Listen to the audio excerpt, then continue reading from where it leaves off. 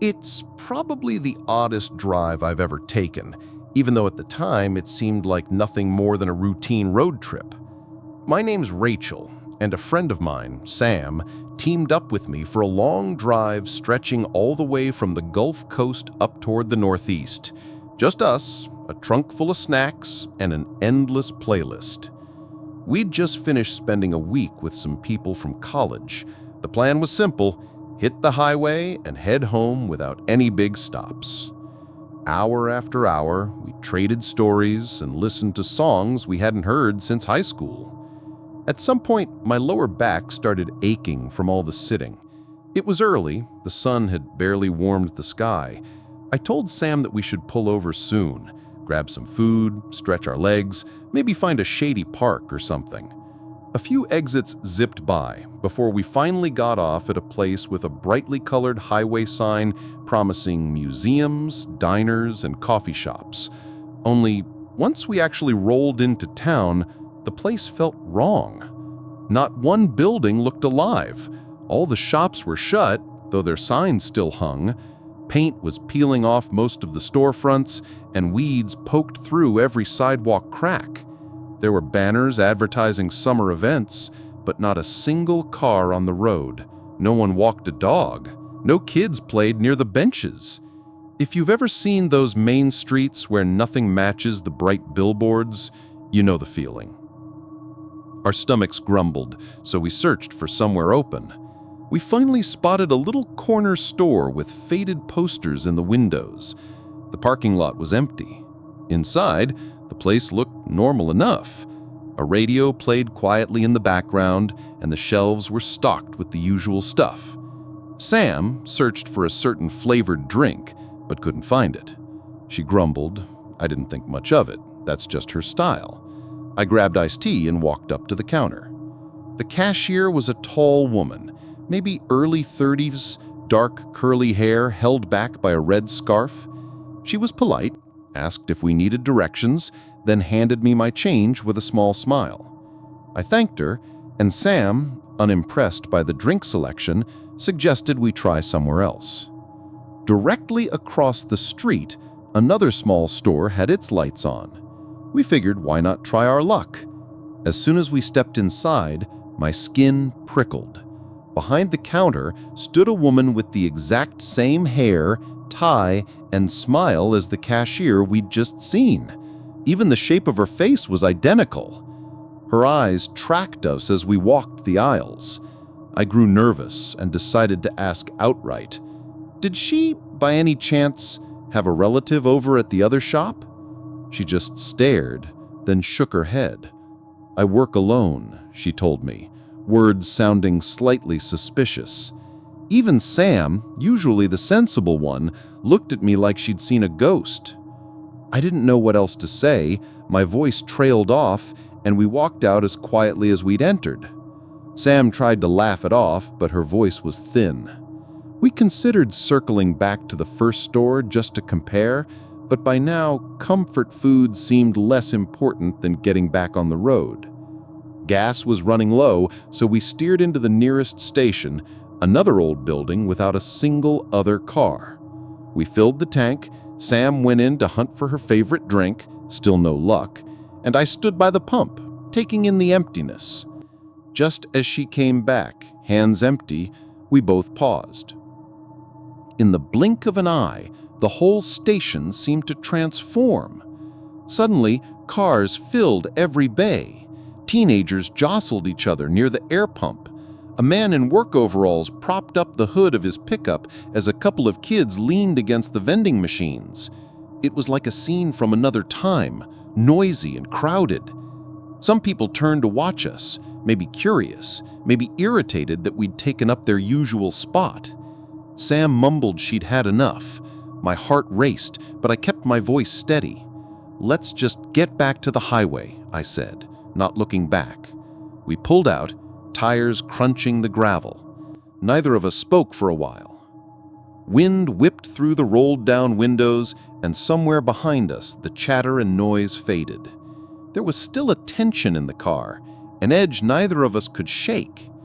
It's hard to describe, but it felt like reality had slipped. just a little. Some miles down the interstate, Sam pointed out a minivan that cruised past us in the left lane, a battered old van with a thick crack running the length of the windshield and paint scuffed along the side. It was the sort of vehicle people remember, just a little too damaged to fade into traffic. A few minutes later, as we returned to our own conversations, that same minivan sped past again. We had been driving steady, no stops or turnoffs, and the highway had been clear. We exchanged glances, this time both uneasy. The oddness started snowballing in my mind. First that strange town, now this. Time moved strangely.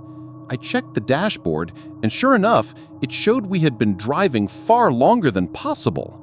Sam's knuckles were white on the seatbelt. The tension kept building. Finally, a familiar rest stop appeared. It was just an ordinary pull-off, but both of us let out a sigh of relief as if we were waking from a bad dream. I don't remember either of us saying much the rest of the way. At some point, we just started talking about ordinary things again. Movies to watch, what to do next weekend, anything to leave the weirdness behind. Thinking back, it feels unreal. Sometimes I catch myself wondering if we missed some obvious explanation, like road construction or a detour, but nothing adds up. I've read about places that seem out of step with reality, towns that don't appear on any maps, and drivers who've noticed time slip away for no reason. The detail that sticks with me most is that nagging, heavy feeling in my chest. Not panic exactly, but a definite sense that things weren't right. Some people call it a sixth sense or just nerves. Whatever it was, I hope I won't ever feel that again. What makes these highway stories so unsettling isn't always what you see, but how those strange moments linger long after the drive is over. A couple of years ago, sometime in late summer, when days are long and the air stays warm even after the sun has disappeared. Looking back, I probably didn't make the smartest decisions that night, but at the time, everything felt perfectly normal. Just a road trip to visit family. What could go wrong? I'd been working late and decided to leave right after, sometime around 6 in the evening. My plan was simple: drive from near Portland, Maine, over to a small town just west of Albany, New York, and spend the week with my cousins. I thought I'd make it by about 1 or 2 in the morning, which was late, but I'd handled long drives before. Whenever I'm on my own for hours, driving calms me. There's something peaceful about watching the road slip by, especially with no one around for miles. The car I borrowed was an old blue SUV, a bit banged up with a few too many miles on it, but the windows rolled down and it handled the hills better than my compact car would have. It wasn't perfect. The gas gauge only worked when it felt like it, and every so often the radio would flicker out until I thumped the dashboard. I didn't think much of it. My older brother had borrowed the car the day before, and he promised me he'd filled it up. "You'll be totally fine," he told me. "Plenty of gas." A couple hours after leaving home, the towns faded into dark woods. Vermont is beautiful, but at night the highway is cut through forests that feel endless. Soon after midnight, the music faded, and I was alone with nothing but the sound of tires on the cracked cement. That's when it happened. The dashboard lit up bright orange, beeping for my attention, a glowing little icon warning me about the fuel. I groaned. I was far enough from the last decent-sized town to know there wouldn't be a gas station for miles. I pressed the button to check the gauge, but the needle was glued to full, just like it always was. My brother's words came back to haunt me. "Don't worry, I filled it up." Right. I started looking for any sign of somewhere to pull off. Before long, a blue sign came into view, with tidy white letters listing food, gas, and a few other stops at the next exit. I took the turn, tires crunching over old pavement. The road twisted into thicker forest, with trees on both sides crowding close. There were houses here and there, but most looked dark, everyone already asleep. The whole time, the car made worrying little coughs. I tried to keep my mind off worst-case scenarios, but within a mile, the engine started sputtering and finally lost power. There was no one behind me and nothing for it. I coasted onto the shoulder and just sat there for a moment, listening to crickets and trying not to panic. The stillness made everything sound louder. The ticking of the cooling engine, the wind in the trees, even my own breathing. I climbed out, called the roadside assistance line, and got a friendly woman on the phone who took my info and said someone could be there in about a half hour. "Just hang tight in your vehicle," she said. "A tow driver will find you soon." I leaned against the hood, thumbs flying over my phone as I texted friends about how badly my night had gone sideways. It didn't help that there was almost no signal. I just wanted my cousin to know I'd be running late. Once the distractions faded, I realized the silence around me was huge. No distant cars, no far-off music, just the bugs and the steady pulse of frogs hidden somewhere close. That's when I heard something else. From the woods just past the ditch, dry leaves began crunching under heavy steps. It wasn't a squirrel or a small animal. For a minute I tried to convince myself it was a deer, or maybe worse, a bear. I told myself not to move too quickly. Wild animals can smell fear, or so I've heard. Getting curious, I moved around to the passenger side of the SUV, staring into the darkness. At first, nothing stood out. My eyes struggled to adjust. Then, from somewhere a little deeper into the trees, there was a sound. 2 loud, sharp claps. They echoed through the quiet, far too sharp to be anything but human hands. I stood still, listening, hoping I was just imagining things. After a few seconds, there were 3 claps this time, closer. I didn't know what to do, so I called out, half hoping some friendly traveler would answer or maybe just admit to making the noise. But there was nothing. The clapping stopped, and I was left listening to my own heart beating so loudly it felt like it filled the car. Shaking a little, I backed into the car and rolled up the windows, even though the top was still down, leaving me pretty exposed. I reached over and locked the doors anyway, telling myself it was a precaution. I silenced the phone screen and tried to peek over the dashboard, but the darkness outside was almost complete. A moment passed, then another. Suddenly, the crunching sound started again. Slow, heavy steps, closer than before. This time I could see a shape, tall and thin, moving just at the edge of the woods. Whoever it was didn't have a flashlight, didn't call out, and didn't show any sign of wanting help. Instead, as I stared, I realized I was looking at a head, pale as the moon, peeking from behind a tree. The head didn't move, didn't blink. The eyes were open too wide and there was nothing friendly in them. Frozen, I ducked lower in my seat, wishing I could disappear. The silence grew thick, only broken by an occasional nightbug. I squeezed my eyes tight, trying to think about anything but the figure out there. Then, suddenly, the sound of a hand slapping against the side mirror made me flinch. I didn't dare move. The next thing I knew, the handle of the passenger door rattled like someone was testing to see if it was locked. I held my breath, completely still, willing my racing heart to go quiet. For a few seconds, there was nothing. Then, out of nowhere, I felt a freezing cold hand clamp onto my shoulder, pulling at the fabric of my shirt. Everything in my body reacted. I screamed as loud as I could, voice crapping, hoping someone, anyone, would hear me above the crickets. Right then, a bright white light swept across the road and the car, and the low rumble of an engine rolled closer. It was the best sound I'd ever heard. The hand jerked away as I heard the car door slam shut. I scrambled upright, blinking through tears and trying to wipe my eyes. When I finally looked around, the figure in the tree line was gone. The headlights belonged to a large tow truck, the logo from the phone call shining on the side door. He got out, a broad-shouldered man wearing a heavy jacket even though the night was still warm. He walked over, shining his flashlight in a wide arc as he approached. I nearly stumbled as I rushed toward him.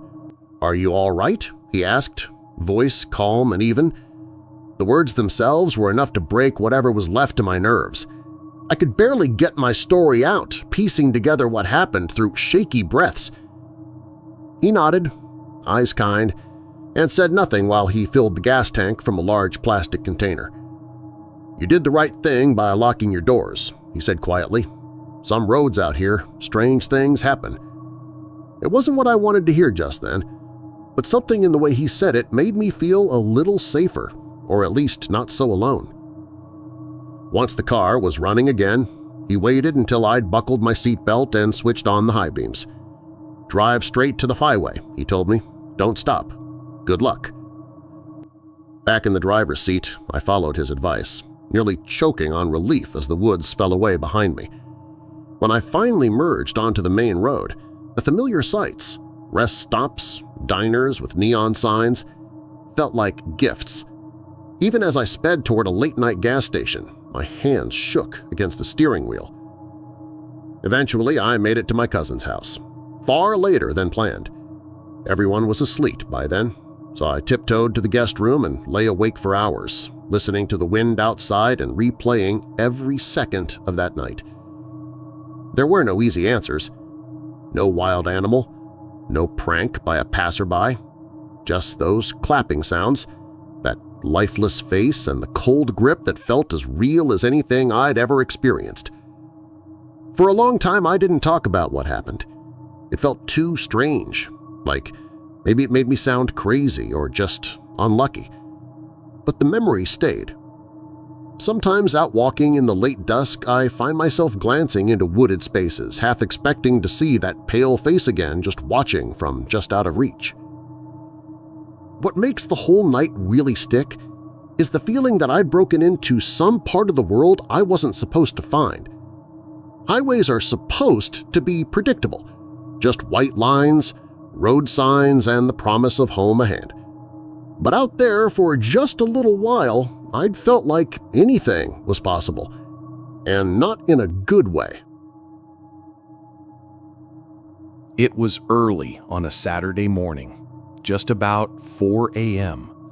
I was driving down the interstate to get to work. I had already gotten the late start, so I was driving faster than usual, trying to make up some time. The roads were pretty empty, the sky still dark, but I had my headlights on and my mind on the road. I was in the middle lane, keeping a steady pace around 75 or 80 miles per hour. It wasn't a reckless speed exactly, just a little faster than normal because I was running late.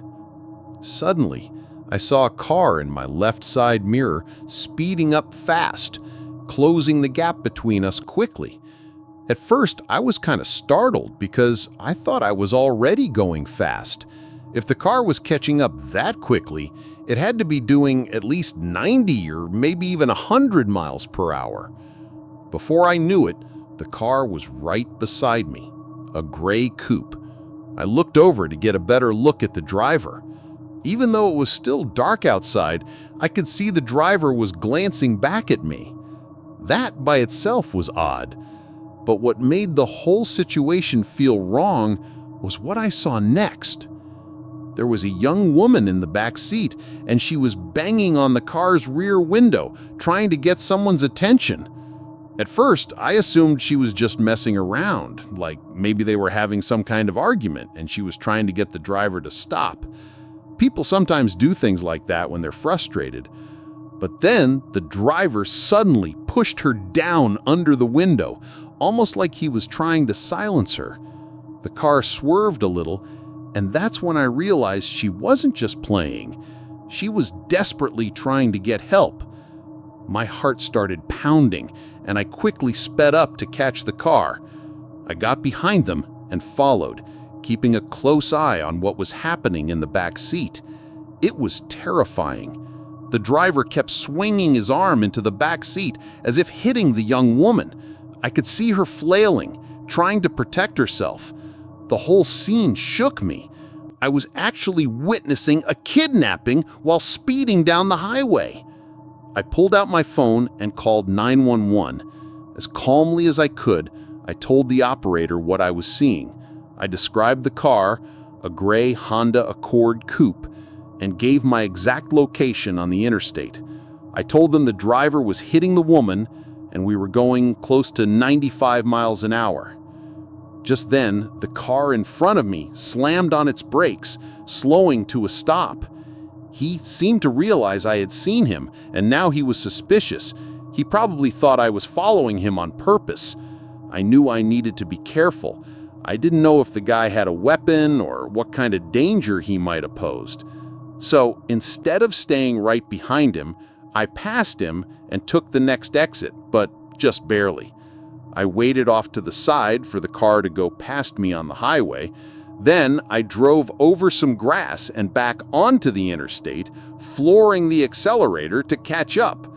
I stayed on the phone with the 911 operator the whole time, updating her as I got closer. The speed was insane. I was pushing close to 90 miles per hour again, but I had no choice. The driver noticed me coming up behind him again as soon as I got close, and this time, before I could pass him, he slammed his brakes again. I tried to go around him, but he blocked me, forcing me to stop.